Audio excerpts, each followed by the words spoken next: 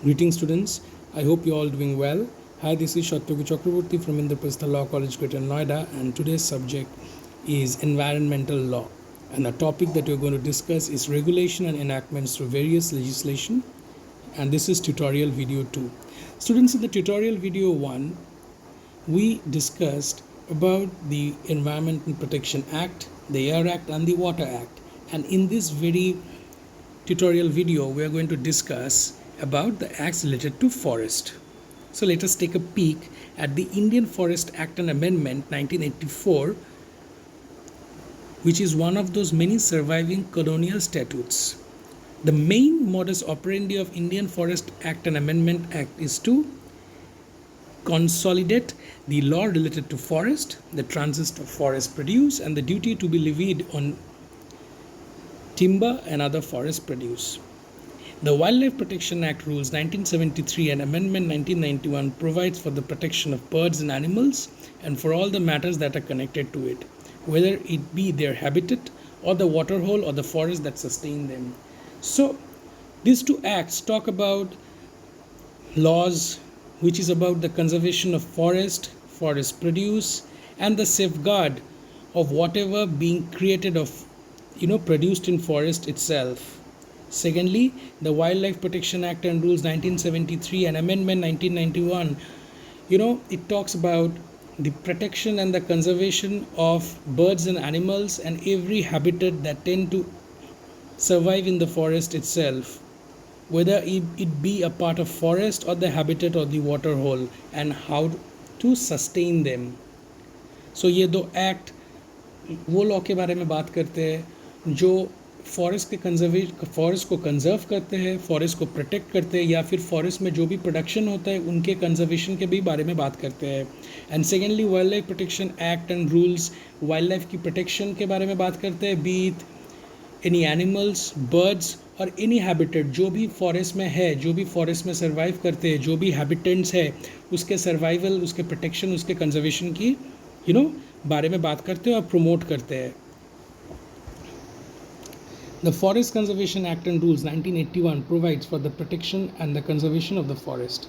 The Biological Diversity Act 2002 is an act to provide for the conservation of biological diversity, sustainable use of its components, and fair and equitable sharing of the benefits arising out of use of biological resources, knowledge associated with it.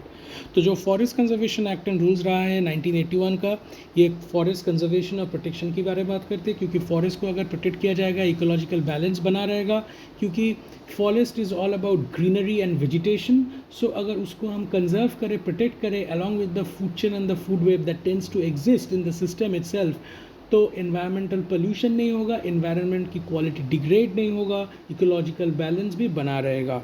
और जो biological diversity act है 2002, ये बहुत ही थोड़ा progressive act है जो biological diversity के conservation के बारे में बात करते हैं, जहाँ पे एक जुडिशियस यूज़ ऑफ रिसोर्स की भी बारे में बात होता है.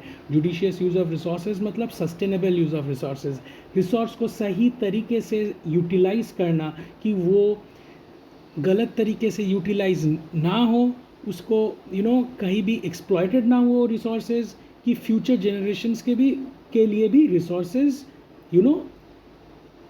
बना रहे, कि फ्यूचर जनरेशन भी आके वो रिसोर्सेज को यूज़ कर पाए. क्योंकि अगर हम लोग एक्सप्लॉयट करेंगे रिसोर्सेज को, अगर हम लोग इक्विटेबल शेयरिंग नहीं करेंगे, तो जो भी बायोलॉजिकल रिसोर्सेज है तो वो इंटैक्ट नहीं रहेगा, वो ख़त्म हो जाएगा, और प्रेजेंट जनरेशन रहते हुए भी.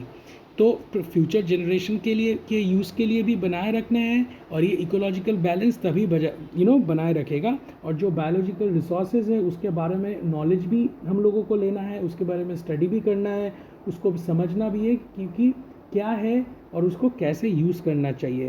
तो यूटिलाइजेशन और proper utilization of biological resources is very much required, and it is also necessary to conserve every form of resources, कि उसका फेयर यूज़ हो, वो सस्टेनेबल और जुडिशियस यूज़ हो, और बायोलॉजिकल डाइवर्सिटी बना रखे.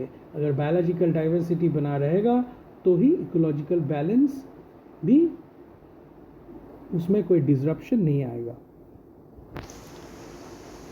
Now let us look at Indian Forest Act 1927.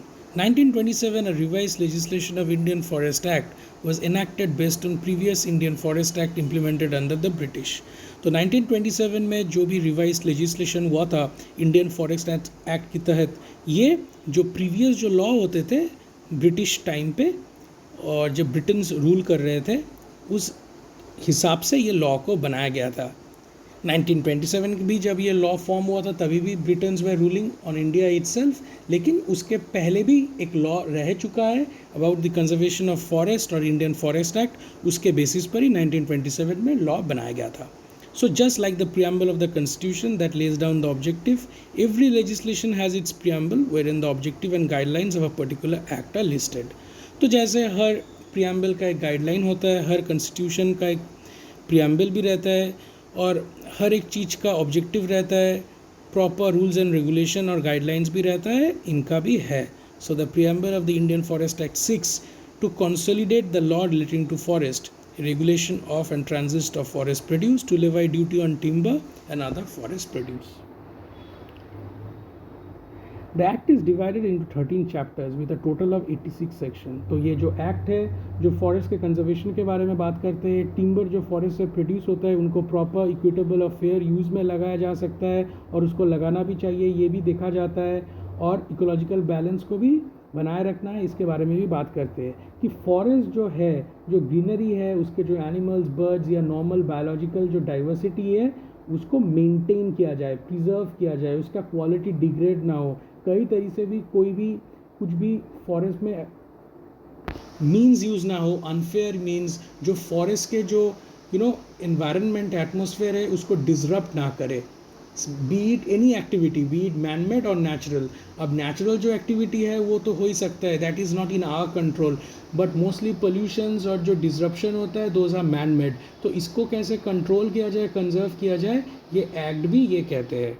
So the act is divided into 13 chapters with 86 sections ranging from definition of various forest and the penalties that are to be levied on the violation and provision of the act. तो ये act 13 chapter की है जहाँ पे 86 section है जो forest के बारे में भी डेफिनेशंस देते हैं और उसमें लॉ भी है जो पेनल्टीज़ के भी बारे में बात करते हैं अगर कोई वायलेशन होता है तो, और प्रोविजन ऑफ द एक्ट भी दिया हुआ है. So the term forest has a wider ambit when it comes to its definition as it includes private lands for pasture and cultivable lands.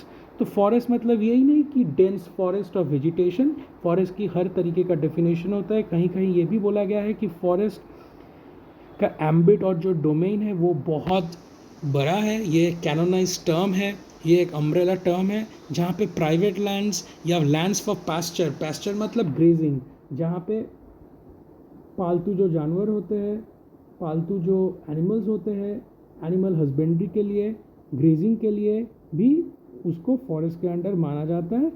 And also at the same point in time cultivable lands है जहाँ पे farming या irrigation भी practice किया जाता है, वो भी फॉरेस्ट के अंडर वो डेफिनेशन, वो एम्बिट में आता है.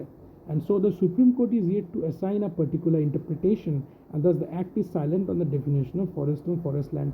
लेकिन supreme court has been assign कि एक प्रॉपर पर्टिकुलर डेफिनेशन दिया जाए एक फॉरेस्ट या फॉरेस्ट लैंड को, क्योंकि जब एक फॉरेस्ट और फॉरेस्ट लैंड बोला जाता है उसके डेफिनेशन के तहत बहुत तरीके का लैंड आता है. क्योंकि normally when we talk about forest we the first thing that strikes our mind is greenery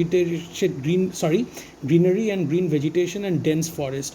but not only that, right now I have told you कि फॉरेस्ट के अंदर हर तरीके का लैंड्स भी आते हैं, be it a grazing ground और अ कल्टिवेबल ग्राउंड और a private land itself too.